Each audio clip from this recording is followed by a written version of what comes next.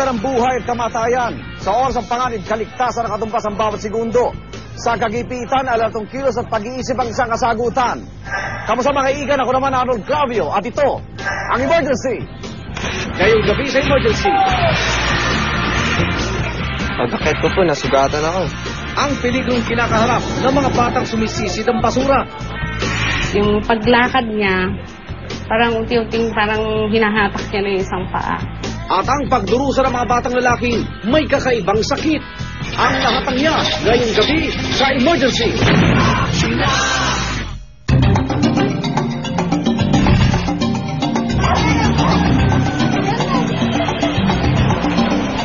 Isang dambuhalang makinang dumadaan sa ilog sa Tatalon, Quezon City araw-araw. Binabawasan ng burak.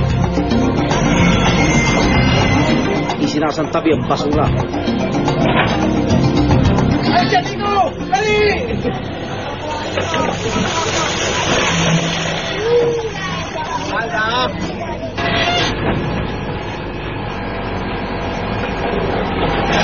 Ang mga pirasong hindi na isasama, gaya ng boteng ito, daan sa ilog, hanggang sa mapunta sa mga kamay ng mga batang mangangalakal tulad ni James.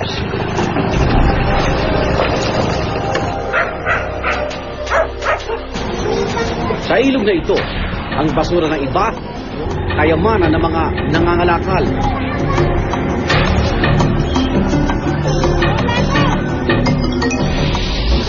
Kahit mahirap, kinakain ng 7 taong gulang na si James ang paglangoy at pangangalakal ang sabay. Ano, malalim ba? Opo. Biso. Hinihingal na ako.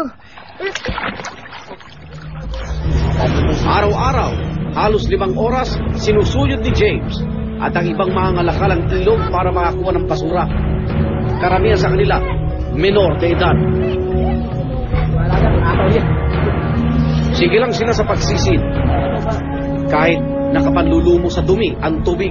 Taong patay, tsaka asong patay din. Pero hindi lang ang dumi ng tubig ang dapat nilang ipangamba. Malalim, lupas 2 tao. Sa ganitong edad, dapat sana ay naglalaro pa si James at inaaruga. Pero mabigat na responsibilidad na ang nakapasar sa kanya. Kapag hindi siya nangalakal, minsan, hindi na rin matagalan ng kanyang murang katawan ang trabaho. Kasi nilalamig na po ko eh. Kailan ka uli kukuha? Mamaya na lang po.